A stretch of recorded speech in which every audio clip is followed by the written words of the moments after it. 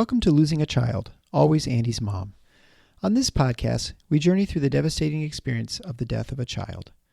Grief is seldom discussed openly in our culture, and the death of a child makes people feel even more uncomfortable.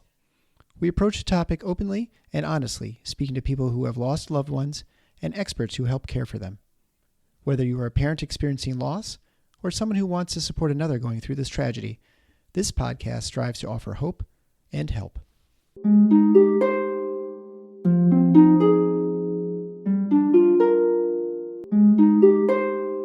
Welcome to episode number 281 of Losing a Child, Always Andy's Mom. I'm Marcy Larson, Andy's mom. Today I am absolutely delighted to introduce you to LeeAnn. LeeAnn is Aaron's mom. I absolutely love talking to LeeAnn today because she is 18 years into her grief journey and just was able to give me so much insight, and I know you will learn so much from her and appreciate what she has to say so much. Again, if you want to share your story on the Always Andy's Mom podcast, be sure to email me at marcy@andysmom.com. Also, if you're interested in becoming a member of one of the Starlight support groups, those are starting up again in just a couple of weeks. The next session starts in February, the second week of February. And we certainly have openings, and hopefully we'll be adding new groups as well. So if you want to find out more, you go to starlightmin.org. Also, today's guest, LeeAnn, is a facilitator for the Taylor's Gift support groups. If you want to learn more about those support groups, go to taylorsgift.org. Right now, though, just sit back and listen to LeeAnn, Aaron's mom.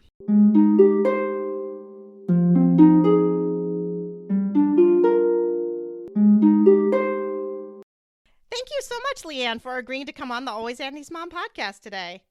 Thank you for having me. I'm so excited to talk to you today. And I say that every week, for sure. But I have different reasons that I get excited for. So the reason I'm excited to talk to you today is actually because you're quite far out from the loss of Aaron. Yes. Yes. You wrote to me saying that you lost Aaron when he was 18 years old. Yes. And it has now been 18 years. 18 years. Yes. 18 years since you lost him. So you've had, again, exactly the same amount of time with him as without him. And that was just really something that I felt strongly about. I told you this before we started recording, but I think it hits me extra hard because my mom died at 42 years old when I was 21 years old. And so when I turned 42, it was such a huge milestone for me. One, because I knew that from that moment on, I was going to be older than my mom ever got to be. But secondly, because I had lived 21 years with her and 21 years without her, and it just hit me. So when you wrote to me and said you had had 18 years with him and 18 years without him, it kind of just hit me really, really hard. I really started thinking about what that would be like and what that day will be like when I hit 14 years without Andy. Right. Yes. Right. It was an aha moment for sure. Yeah. And as the years go on, little strange reminders happen of how long it's been, such as things are starting to deteriorate. Yeah. Literally. I have pictures, and he passed away before, the real digital age, and Facebook wasn't even a thing. Yeah. And so, you go forever without looking at something, and then I would pull something out, and I realized it was crumbling. Ah. And it's hard. It's hard. So I think there are lots of challenges when you lose a child, and one that I've been experiencing lately is that. Yeah. The age and how things just naturally decay And it's very heart-wrenching. It really is. Yeah. Oh, absolutely. Well, and you said too before we started recording that it really didn't hit you until it happened. You weren't thinking about it at all. Not at all. And I was talking to someone and they said, "So how long has it been?" And I said, August 3rd will be 18 years. And they said, "And how old was he when he passed?" And I said 18. And that's when literally that moment hit me. And I went, this just isn't right. Yeah. It just didn't sound right, didn't fit, felt very sad. Yeah. Very sad. I'm sure it did. Yeah. And then you start to realize, now it's just going to be every year, another year that he's gone, and I only had 18 with him. It's Yeah. a different, I don't know, hump, a Yeah.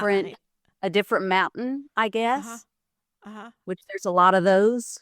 There are a lot of those. There are a lot of mountains. Well, why don't we start out by you just talking about Aaron? Because I'd like to hear about him as a kid and what he was like and his personality and all of that fun stuff.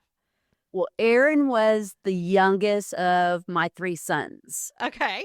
and he was a surprise. I always referred to him as the glue that held our family together. Really? He had 2 older brothers, and the 2 older brothers would have their differences, but they both just loved and adored Aaron.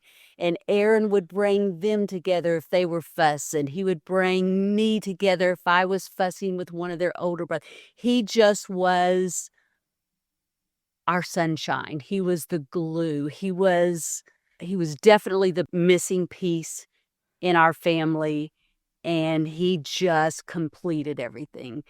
I can't think of a time where he didn't enter a room and the room just lit up. He was that kid. Everyone wanted to be around Aaron. Everyone loved Aaron. Everyone wanted to come. Our house was the it house. He just he always went for the underdog. Yeah.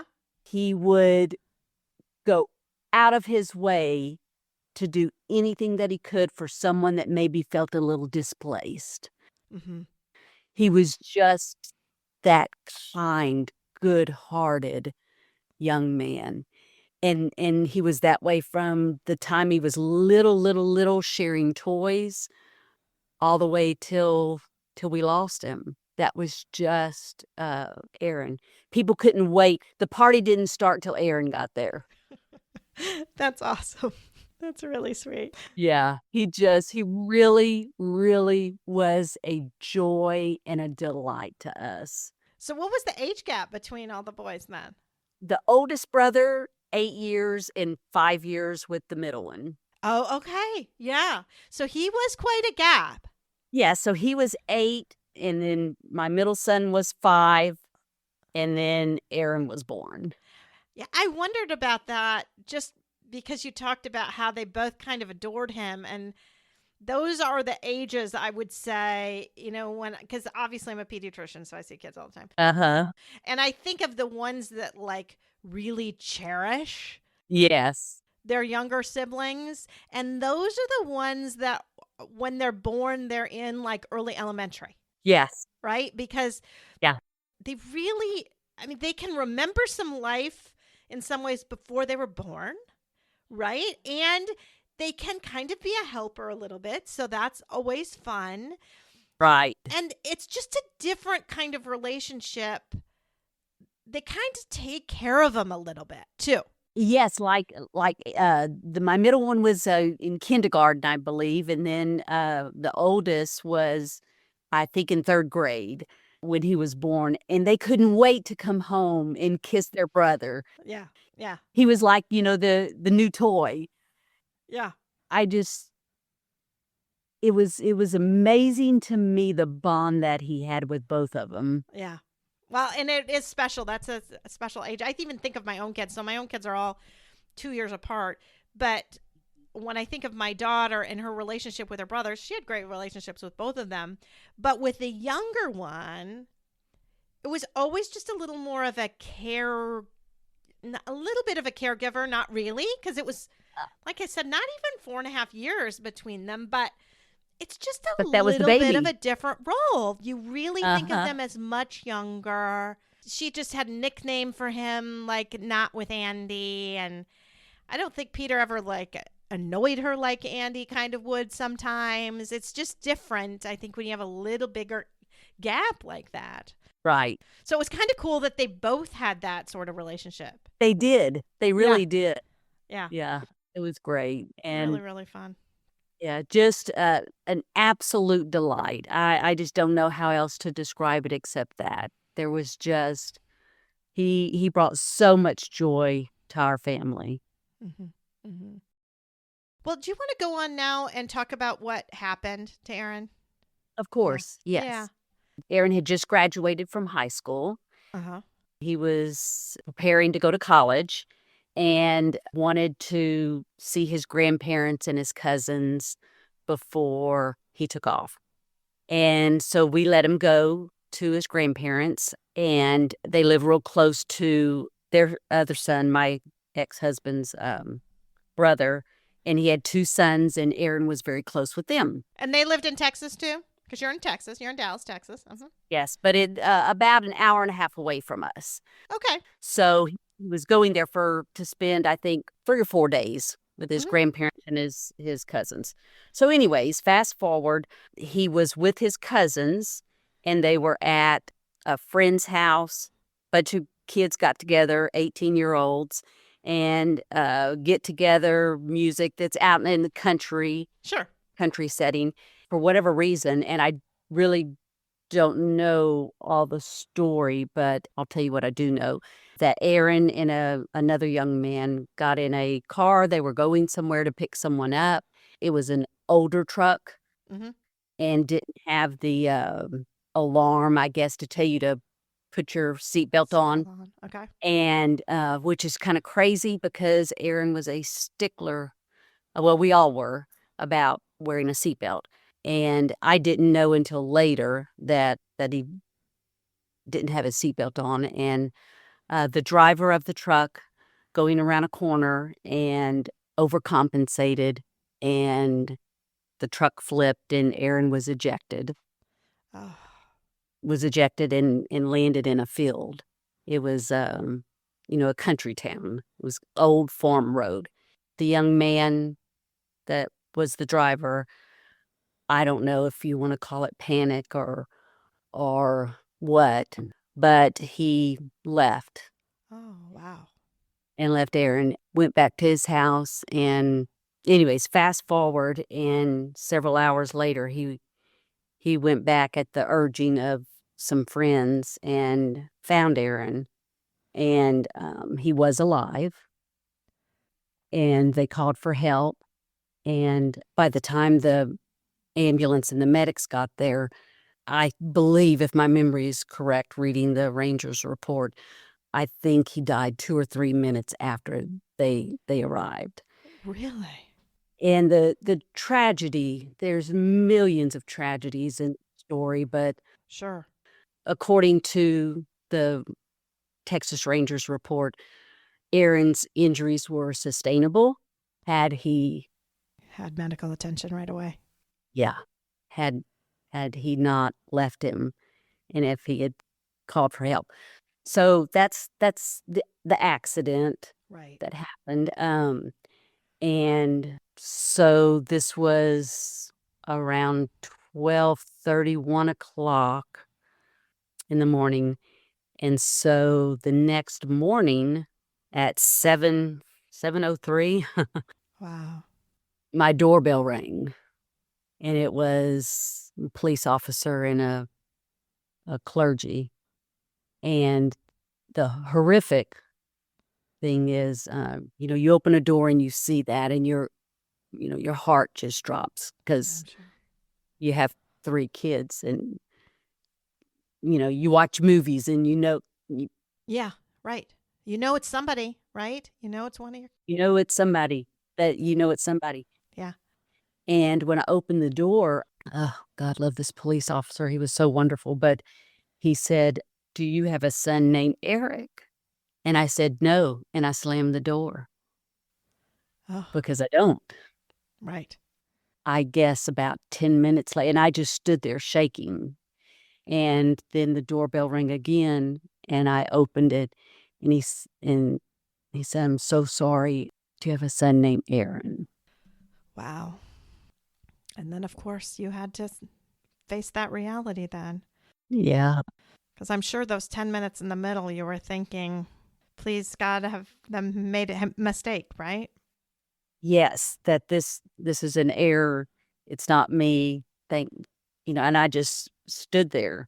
And we had kind of one of those doors where, stained glass windows so you could see I knew they hadn't left. Mm-hmm. I was hoping that they would realize they were at the wrong house and would leave, and they didn't.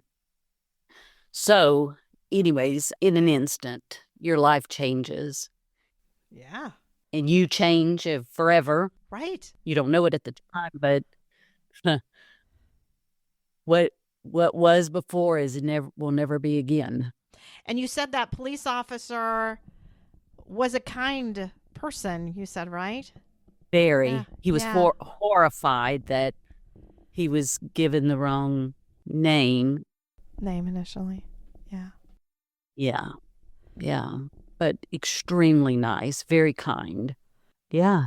I just wanted to ask about that a little bit because, one of the other things that I'm doing, obviously we do the podcast, but Eric and I have also taken to talking to medical professionals and other people who have to give news like that, the most horrific news you've ever had to give and had to receive. So it's always nice to hear when someone kind of does it right. And obviously he made a big error, but the fact that you talk about him with such care makes me think that he really did some good things to help rectify that error. Yes. Yeah, Yes. What did he do? Just for those of us who have to be on that end too. Yes. Well, after he rang the doorbell the second time and I opened up the door and I just, tilted my head like, "Please tell me this was a mistake." And that's when he said, he put his hand on his chest and he said, I have to beg your forgiveness. I was given the wrong information. Of course, your son's name was Aaron. Is that correct? Or is Aaron? And that's when, Yeah, that's you when kind of collapse. Mm-hmm. Kind of collapse because So anyways, the police officer and the clergy came in, and honestly, it's a blur after that. Yeah. I all I remember after that was somehow, and I don't know how, but you lose kind of time. Yeah. Mm-hmm. You're in a tunnel, I call it. The next thing I knew, my oldest son was in front of me. And I said, "Where is, my middle son?" And my oldest son said, "Dad went to get him." And I said, "Okay." And then I kind of don't remember anything after that. And then I remember seeing my middle son. And, then people just appeared. My mom. And I live in Dallas, and my extended family lives in Louisiana. But they were all here within, a plane ride away. Yeah. Well, that's good that you got Yes. support right away. Yes. We had never had a family tragedy like that. Uh-huh. I think the only death that I know of in our family that I recalled at the time was my grandfather, who, was at an age where you kind of anticipate and expect that. He wasn't, that healthy towards the end. But this was, a vibrant, young life. Like ready to go to college. Yeah. It's just impossible to even wrap your head around, I think. Yeah, you can't. You Yeah. can't. Mhm. In my entire family, I mean, it was total devastation. Total. My mother was never the same after that, ever. None of us were. I think we can't be, really. No, for me, and uh, I'm assuming most people, you have to kind of get used to the new. I had to get used to who LeeAnn was going forward because that old one was gone. Yeah. Just gone. I don't know. I just gone. You know, I didn't have a purpose. Your whole life is yanked out from you. There was one missing. Yeah. And I didn't know how to feel that. Didn't know how to operate. And 18 years ago, at least in my case, I'm not saying this is the case everywhere, but in my case, there just wasn't, No. help. There wasn't podcasts. There wasn't real counseling. It was the one thing that I went to, which was wonderful, but it was at church and it was a grief support, and everyone in there, it was, their grandparents. Yeah. It just didn't work. No, I know. Just didn't, because it's so different. Well, I've done grief share with my church, and I mean they're lovely and very very nice, but it's very hard to relate when you're in a group, and most of them had lost spouses. I would say the vast majority, and they were all older people. I mean, the next closest person in age to me, I mean, was probably 20 years my senior, and it's just very very hard to relate in ways to somebody who lost their spouse of 50 years and me losing my 14-year-old son. And I'm not, they had spent, I don't know. It's just different. And obviously it's horrific losing your spouse of 50 years, right? That Right. you've lived 50 years with this person by your side and now they're gone. I hadn't even lived 50 years. Right. It's just so totally different. Right. It's so different. It's totally different. And I'm sure you've experienced this. For me, it was the loss of someone that I gave birth to, Yeah. that was mine, my flesh and blood, and my future grandchildren. Yep. My future of seeing him grow into a young man.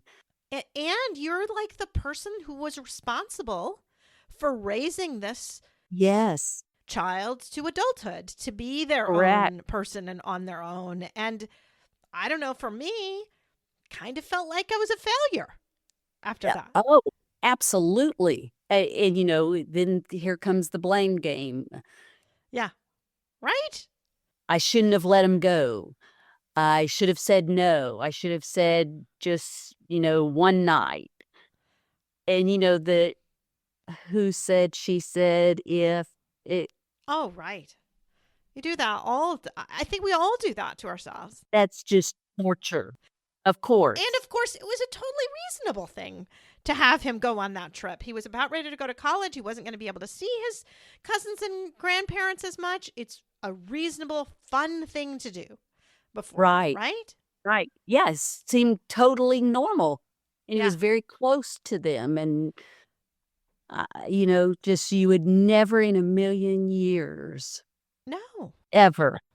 But yet we kick ourselves and think somehow we should have known, or we should have been able to do something different to make that Right. change and make it not happen. Right. Mhm. Yeah. And that'll make you crazy. Yes. Literally go crazy. I think it sort of did for a while for me. I think it sort of did. Oh yeah. Yeah. I definitely was a crazy person. Right. Definitely crazy. That's for sure. Right. And it's not even helpful because then everyone tells you that you shouldn't feel that way. I know I shouldn't feel this way. I understand that I shouldn't feel this way, but it doesn't make me not feel this way just because you tell me I shouldn't. Like, it's Exactly. not changing anything. It's Unfortunately. still this way. It still feels that way. Yeah. So talk about your grief journey and maybe what it was like and how it kind of has changed through all of these years. Okay. For me, I was on my own. Yeah. I was angry. I was mad. I was mad at God, although I came to an agreement with him. But I had a kind of a hard line that I drew for myself, and that was, if you haven't put dirt on your child's coffin and put it in the ground, don't talk to me, Okay. because you don't understand, and I don't want to hear anything. Yeah. I mean, I can see that happening. Yeah, for someone to try to anyways, that was my beef. It cut really hard, and I it was a hard line for me, and if I could turn back time, I would have done it totally different. I would have Yeah. given myself different advice. It didn't help that I ran an organization and was looked to be the strong Oh, leader of a yeah. company. I don't know, I think at the time 300-400 employees, and there was no mental health awareness. There was no grief time. Yeah. It was a time where if you had an issue with mental health care, you couldn't have been in my position Yeah. and continued your career, which I needed. We had to have that. So I shut down. I was going to say, you shoved it away, didn't you? Yeah. I shoved it away. I shoved it away. And I'll tell you a story of how I got to where I am. And so he passed away August 3rd of 2006. And I think it was 2008. I got a phone call at my office from a lady, and she said, "My name is such and such. You don't know me, and I don't know you, but we have something extremely personal in common, and I really need to talk to you. I would appreciate it if you would just call me back," and left her number. This was at my office. Mm-hmm. I'm thinking, that doesn't sound like a vendor that No. wants money. It's, this is something different. So, Did you think about Aaron or did you not even think about that as a possibility? no, didn't even think about that. No, I'm thinking this is, someone that's trying to get to the boss, is what Yeah. I'm thinking. Yeah. So that night when I got off work, I went home and I called her and I said, "My name is LeeAnn, and I got your message. How can I help you?" And she said, "Well, my son and your son are buried next to each other. And I saw I guess, the tombstone, and it talked about Aaron." And she said, "It really touched my heart." And I did some research, and she could find me online because of my Yeah. company. And she had gone into the funeral home and basically asked someone, and someone did something they shouldn't have said and gave my name. But anyways, that's what Yeah. happened. Yeah. So which was great. And so she said, I'm sorry I had to call you at your office, but that was the only way that I could get in touch with you." And she said, "And I would just like to meet with you if I can." And I said, "Of course." Yeah, all of a sudden I felt like a connection to her. Yeah. We arranged for her to come to the house and have coffee. She sat down and she said, for her, it had only been, I don't know, maybe a month Oh, since wow. her son had passed. And she said, "I am here to ask you how to do this. Yeah. How do you live? How do you breathe? How do I do this?" And I reached my hand over across the table and I said, "Oh my God, I have no idea." Yeah. I said, I was hoping you could help me. Yeah. And we both just sat there and cried. And it was it was really intense, but yet both of us were total basket cases Yeah. and I was looking to her, she was looking to me. She thought, oh, if, Yeah. this has been 2 years for her, she can tell me how to do this. Right. And it took me 3 years after Aaron passed. I just stared out a window. I got up, I got dressed, I went to work, and I stared out a window. Thank God I had my business partner and a very good staff that allowed that space. Right. And so I was in no condition to help this lady. So anyways, fast forward, we never talked again. Really? No. I think just because I was a zombie, she was a zombie, and it just didn't happen. And about, I'm going to say maybe 6 months passed, and she called me and she said, do you remember me? Our sons are buried next. I said, of course I do. And she said, well, I'm calling you specifically to tell you that I got help, and I wanted to give you the name and number of my therapist. And I think it would help if you reached out to her. And I said, well, why, why is this person someone that you think can help, and why has this person helped you? And she said, she lost a son. Yeah. And I said, okay, then I could talk to someone that's gone through this. Because what I didn't want is someone that went to school, Yeah. got a degree in grief, and is talking to me and giving me advice, but yet it's just book work, Yeah. book stuff. You can't tell me how to do this if you haven't gone through it. So anyways, that was my beef. So anyways, I thanked her, took the name, and never called. I wondered if you did. Never called the therapist. Okay, so that was like 2008. Fast forward, 2014, I left my husband, marriage fell apart. We couldn't, just didn't work.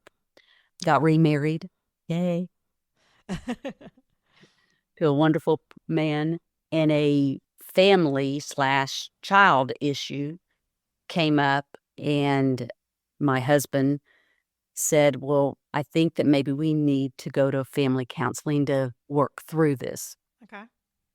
with the child. And so he got some references. Our pastor gave us a few references. And, it's always a shot in the dark, right? You Yeah. never Oh, know for if sure. it's going to work. And that Mhm. one. And so we went to one and we both went, ooh, Yeah, that's mm, not going to work. Uh-huh. that's not going to work. It's not a good fit. So we were down to like 3 or 4 that we were still kind of, doing a little bit of research on. And there's a reason I'm telling you the story. Yeah. And so all of a sudden a light bulb went off, and I said, Dave, I said, I got my phone out and I said, I think I have someone that someone referred me to 10 years ago, or however long it had been. I don't know if she's still around or what, and he said, well, why not? Let's look her up. So we did, and we called her, and it was the lady that the friend had given me her name and number. So you got the name again, or you just remembered to look back? I just I had put her in my phone, and I remembered. I'm gonna figure this out. She came to the house probably 2008, 9, 10, 11, 12, 13, 14, 15, 16, 17, 10 years. Yeah. It was in my phone for 10 years, and called her. And I said, I don't know if you're going to remember this lady. And Yeah. I told her name because I'd put it in my phone, Yeah. referred by And she said, "Oh my gosh, yes." She said, "I was her therapist when she lost her son." And I said, "Well, her son is buried next to my son, and she referred you to me 10 years ago, and I'm just now calling you." So, so we went and we discussed the family issue that we were having, which in the scheme of things is so minute and not major at all, very minor. And of course, with that came the real reason I should have been there, and that was grief counseling. Mm-hmm. And that's what it turned into. And so that was the first time that I had gotten professional help. And as we were talking, and I can disclose a name because it's actually in a book, Tara Stork went to Judy as well after she lost her daughter, and created the foundation, Taylor's Gift Foundation. And she told me about her, and that's how I got in touch with Tara, and that's how I became a facilitator for that organization in grief. So that's kind of my journey was put on hold. My grief recovery, whatever you want to call it. I don't know that you ever recover. I just shoved it deep, deep, deep. For 12 years you did, right? Very deep for a long time, and just handled it the only way that I knew how. I love hearing that story of how, 10 years after that referral, you remember that name and looked that up. Because, so with my own personal grief counselor, Nancy, I was given her name by 3 different people. Isn't that? And I had it handed to me and written down on a piece of paper once, and then twice. And then when it was the 3rd time, then I was like, okay, God, I guess maybe I am supposed to call this woman, because Eric and I had gone to a grief counselor one time right after Andy died. It was totally weird. I've said this before on the podcast. She was crouching in front of us, like 2 feet in front of this little love seat that we were sitting on, crouching for an entire hour. And all we kept thinking about was, that cannot be comfortable. Yeah, You're why are you doing that? like a catcher in baseball. And just sitting there, hardly saying anything. It was just very awkward. It was far too soon, honestly. We were days after the death of Andy. We had no idea what was going on. But it was not a great experience. Right. I had done some counseling after my mom died. The first therapist I saw was not a good experience. I ended up seeing a pastor, our campus pastor. I was at college at the time, and that was a wonderful experience. And so I was having some visits with my own pastor afterwards, but my experiences with actual therapists had not been awesome, just to be quite honest. So I think it's why it took 3 times. I'm very glad it didn't take me a decade. Yeah. but yes. I do feel like I think I got the prompting just a little more frequently. I mean, to get it over several months, it was just this and this and this. And then when I called her, she opened up a spot like at 8 p.m. or something. It was very, very late at night. And she said to me, "I've been praying for you to call." Because she had seen on the news and she had seen all the stuff, and she had known because, I'm a pediatrician, and we sent patients to her office, not to see her because she sees adults, but to see some of her partners. And they had they had actually sent me a book, that office, called Grief Soup. I don't know if you've heard of the book, but they sent a book, which I didn't know about for several months after I'd seen her. She said, "We're the ones who sent you the book." I got so many books. I had no idea. But it is funny how things can be going along. God can be working stuff out for you in the background when you don't even know. I wasn't listening. And I had, 3 people give me a name, and Nancy praying for me to call her. I know she was very busy, and she was praying for me to pick up that phone and call her. And now here, it is 5 years later, or 6 years later, I'm still seeing her. Isn't No. that something? Yeah. Wow. So with you, it just sat on that phone, waiting for you to be ready, though. Yes. Because you weren't ready. When you weren't ready, you weren't ready. I wasn't ready. I couldn't handle it. Yeah. It was almost like I'll deal with that alone Mm-hmm. because I'm the strong one. Yeah. We'll just compartmentalize that so that I can do this and I can do this and I can do this and keep things going in our life. Yeah. And then fall apart on my own. It's really strange because 6 months after Aaron passed, I had an epiphany one night and I said to my then husband, I'm going to find a house. We're moving. I can't live here. And we had stairs. Of course, Aaron had the whole upstairs, and the sixth step had a crick in it. And for 6 months, I was tortured because I heard it every night. Like he was coming, going up and down the stairs. So I heard this crick. So I said, I have to leave. I can't live here. So bought another house, moved very quickly. And I bring this up to say that we had lived in that house that had the stair with the crick for 5 years and moved and lived in the next house for 8 years. And we had zero memories in that new house. Zero activity. We occupied that house. We didn't live in that house. We occupied it. And there was no life, no get-togethers, no living. But yet when I thought about the house that we lived in when Aaron was alive in the house that had the crick on the stairs, that is bursting with memories and good times and parties and birthdays and all the boys together, just life. Yeah. Just a vibrant life. 5 years versus 8 years, zero here and just an abundance of memories. And I've thought about that for so long, how grief just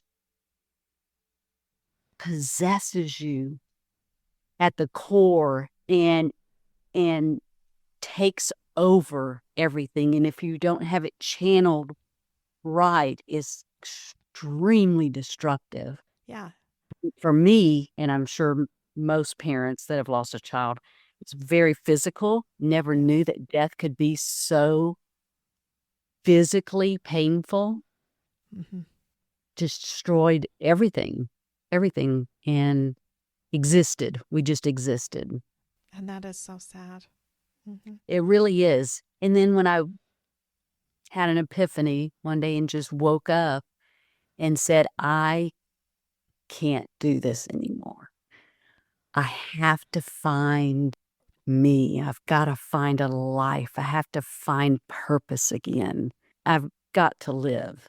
And when do you think that was for you? Well, it's a 2-phase. Yeah. The first phase was after Aaron passed and I had already moved to our new house. Probably, I'm going to say maybe 2 years after he died.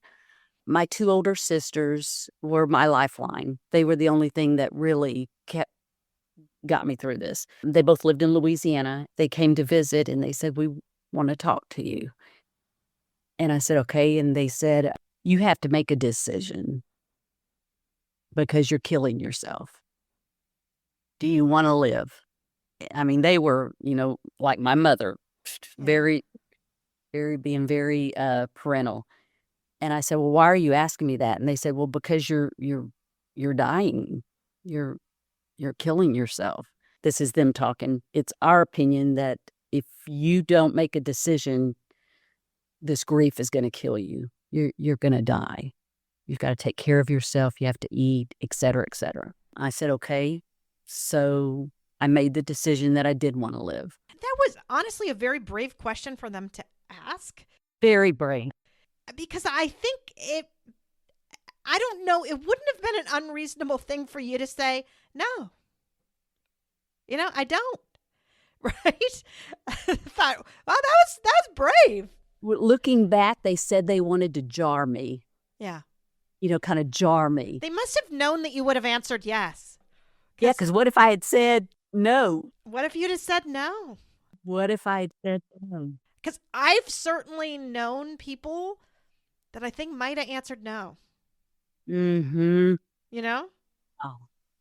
So anyway, I'm glad you answered yes.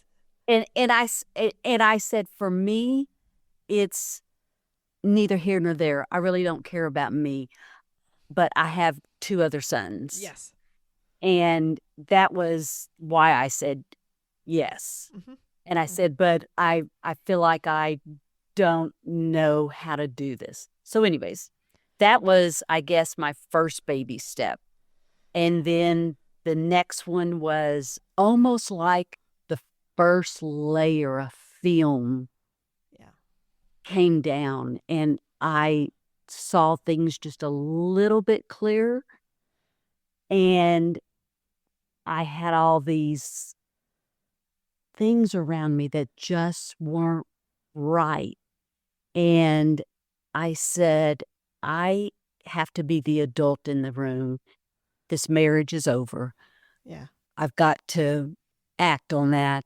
And I've got to square myself and start living. Mm-hmm. I guess allow myself to have a life is kind of what, that guilt of you can't be happy, you can't do this, you can't do that. Right. And I came to that. I was exhausted. I was tired. I was tired of not, I lived among the living, but I wasn't living. Right. Mm-hmm. And I just decided, and at that point I was 55 years old, and I said, I got to do something. So that was when I left, and I moved literally 1 mile from my house, and I felt like I moved to Japan. Yeah. It was such a courageous move for me. Don't know how to explain why it was so dramatic, but it was extremely dramatic. It was leaving Aaron's father. Yeah. So I had to kind of deal with that. But anyways, and I started living. That's when I decided. So, the first phase was I choose life. The second one was I'm going to engage in life. Mm-hmm. Mm-hmm. And it took way too long. Yeah. But I got there. But really, that gives so much of us some hope, right? That you don't have to feel like you're doing everything right away. If it is slow, that's fine. That is fine. I don't know that I could have done it any differently. And, there wasn't the resources that's available today. Yeah.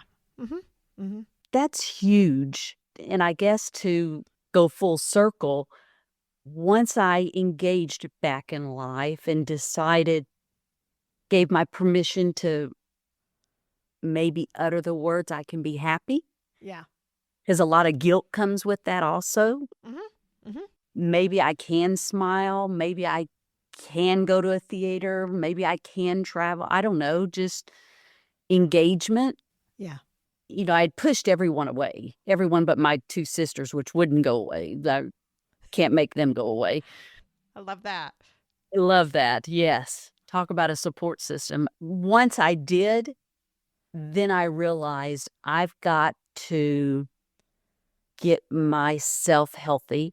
I need to think straight, mourn my son. Yeah. And embrace him and embrace my life and live in the hope that we do have hope. I will see him again. because of the faith that I have. And, it's just a blink of an eye. Yeah. Is that one day, 1,000 years, it's a blink. And give myself permission to engage in life again. And when I did that, it was liberating for me. I found my joy, found happiness, became engaged again in life, and decided that I needed to give back. Mm-hmm. I'm very fortunate in my life and my career. I'm now retired 5 years ago, and wanted to give back. And so that's kind of been my healing journey. Well, and I would love to go into that a little bit more. So you touched on the fact that you met Tara. Yes. And Tara has been on the podcast before because Tara is Taylor's mom, and Tara has the Taylor's Gift Foundation. So why don't you talk about you maybe meeting Tara and what kind of you're doing now through that? Yes. So when I was with my therapist and she was telling me about a young couple that had lost their daughter, and she was telling the story. First, she could because it was in a book, so she wasn't disclosing any confidentiality stuff. Yeah. And she said that the reason she brought her up is because Tara had refused to go to the office to see the therapist, and the therapist refused to see her unless she came to the. She was trying to get her out of her house. Yeah. And so when she showed up at the office, she laughed. She said, it had been at least a week since she had showered. I can relate to that. Yeah. She wasn't dressed, she was in slippers or whatnot. So she was telling me about her, and I said, my gosh, I said, this sounds like me, what I went through. I guess we're all crazy. Yeah. Maybe I need to, explore my horizons and catch up with some moms that have gone through what I have, and maybe we can help each other, help some people. So anyways, fast forward, my therapist never mentioned her again, nor did I to her. But I came home and I Googled and saw that they were looking for moms and dads that have lost a child or a loved one, and was ready to volunteer and give back.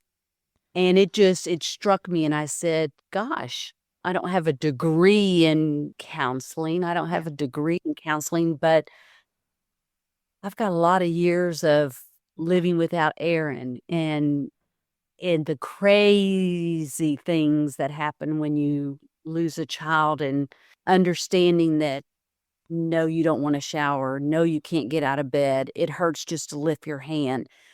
People can't understand that unless you've gone through it. And so I thought, gosh, maybe if I'm just a listening ear and can tell someone you're not crazy and it's okay. All you have to do right now is just breathe. Mm-hmm. And if you can just breathe, then you're doing pretty good.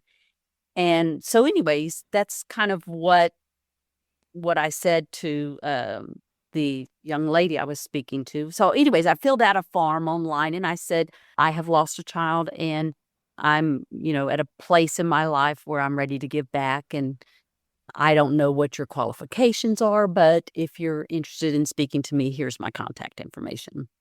And so they did get in contact with me and we talked, and one thing led to another. And she said, well, how did you find out about our organization? And I told the story of the therapist. And so she got off the phone. She immediately told Tara. Tara calls my therapist and said, is this person for real or is she a psycho? Tell me. And she said, oh, you'll love her. In fact, y'all probably end up being best friends. So anyways, fast forward, a week goes by and Tara reaches out to me. And she said who she was and said, I've spoken to our therapist. Yeah. And I'd like to have a cup of coffee with you. So we went for coffee and we've been friends ever since. Yeah. And how many years has that been now? Oh, it's just since March. Oh, just since March. Yes. Oh, so this is just new. This is new. Yeah. Yeah. Wow. And then you started facilitating a group for them, right? Yes, co-facilitating between two people. And basically, it's just helping moms, open for moms and dads, but seems to be more moms Mm-hmm. that have just lost a child. And, they just want to know how do I get through today? How do I, they're very raw. Yeah. Very raw. And then you grow with that group and another one comes in, but it feels good to give back. It Yeah. feels good to give back. It feels good to talk to someone and understand Yeah. exactly where they are. They'll say something and they kind of say it Quiet. Yeah. low because they don't want to sound crazy. And, me, I'm like, oh, God, yes, I did the same thing. I didn't shower for 2 weeks. Or, someone finally had to tell me, you stink. Go get in the shower. But And that's how you found out about me, right? that is how I found out about you. So I don't know when it was. Maybe the third or fourth session that I was on, someone said, well, I have a recommendation. Y'all need to watch this podcast. And, I write notes down and I'm listening to it and I wrote it down. And so 2 weeks later goes by, and in between I heard 2 other people that I was facilitating say, this podcast just helps me. It makes me realize that I'm not crazy, that they're validating things for me. And I said, my gosh, I've got to figure out what this podcast. Again, it's the 3 times, right? I mean, that's what it was for me. Well, for me, old school podcast. What's podcast? I got to figure this out. Uh-huh. So anyways, I went on to the podcast, met you virtually. You didn't meet me, but I met you and heard your story and listened to a couple of the ones that And then, of course, you find out Tara's been on. and then I find out Tara's been, and that's how I found out. Yeah. And so it's just, kind of a circle. Yeah. And you realize, gosh, what a small world. Yeah. I know.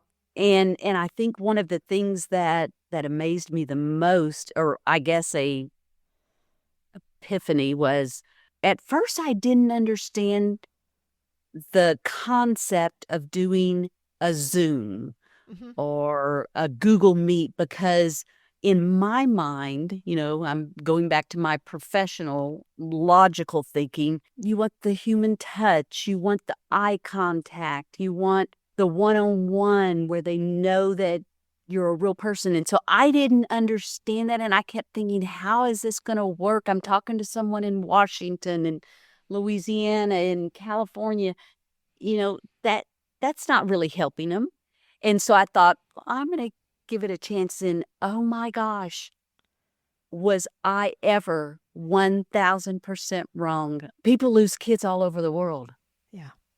And the fact that you're hundreds of thousands of miles away from each other shouldn't prevent you from talking and helping someone. And it was a learning moment for me, that there's this wonderful technology that we have can connect people that are in dire need to someone thousands of miles away sitting in my little office, and we can just talk and heal together.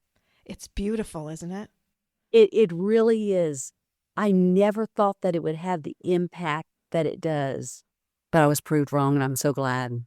Well, I love doing the virtual support groups that I do too. It's just, they really are amazing to be able to connect with people. Yeah, because just think, if you waited to have a class in Dallas or Minnesota or wherever you live, hopefully there's not a lot of parents that have lost children, but what about the people that are thousands of miles away that just lost their child last week?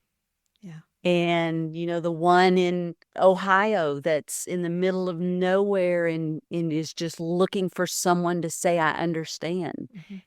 And I guess technology has given us that tool, and it's great. Yeah.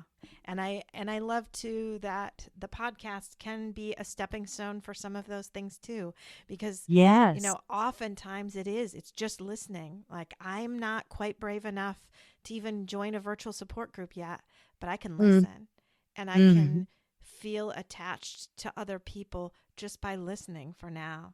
And then eventually maybe we're going to reach out and maybe email me or email you or go to the Taylor's Gift webpage or the Starlight Ministries webpage and see about joining that virtual support group. Because the virtual groups I have now through Starlight Ministries are getting big. We've got 3 of them now that I'm somehow facilitating them all. I probably won't continue to keep facilitating all of them, but for now I am. And all of those people started just by listening. And then feeling like, now I want to do a little bit more. And some of those people that are in group, that have been in group with me 2-3 sessions, will say at the end of a session, or I'll get an email later saying, I think I'm ready to share my story on the podcast now. Right? Isn't that great? So it's just this slow, gradual progression. And one of mine who's been in a group forever, who started as a listener and then went to a support group and then shared her story on the podcast. Now I see, and I know this, now she does a little in-person group in her hometown in Utah. And I just went on social media before we started recording, and she posted the gathering they're having for this month, for the month Isn't that beautiful? December. And it's beautiful. And it's just this gradual progression of being able to share a little bit more and learn a little bit more and feel a little bit more comfortable in that grief. Well, the 3 people that mentioned you in our support group had the same comments. They said, we don't know how to explain it. It's different than this, that what we were doing, which was a group support. They said that they couldn't wait every week to get on your podcast and just to because it's not interactive. So you're listening to someone else's story, and it profoundly affected them, which is exactly why I think I reached out to you and said, thank you for the support, because whatever it is that you do, and I wasn't familiar with it at the time, it's obviously making a huge impact on a lot of people, because these were people from all different parts of the country. Yeah. Well, and I just love how that's what we're all doing, just bit by bit, right? And I love how you're doing these support groups now. It makes my heart so happy to hear of any new support groups coming on, and whether they're virtual or in person, because of the, support we can really give each other. So thank you for doing that. Thank you so much. Oh my gosh. Absolutely. I tell my participants all the time, I'm so grateful that we have these tools today. Yeah. Because I didn't have them, and it stifled me for years. Mm-hmm. And I think it's wonderful. Well, thank you so much for being on and for sharing Araron with us today. Absolutely. Thank you so much. It was a pleasure to speak with you.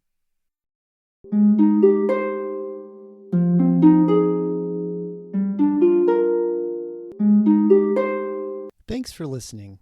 If you found this helpful and would like to support the podcast, please leave a 5-star rating and comment.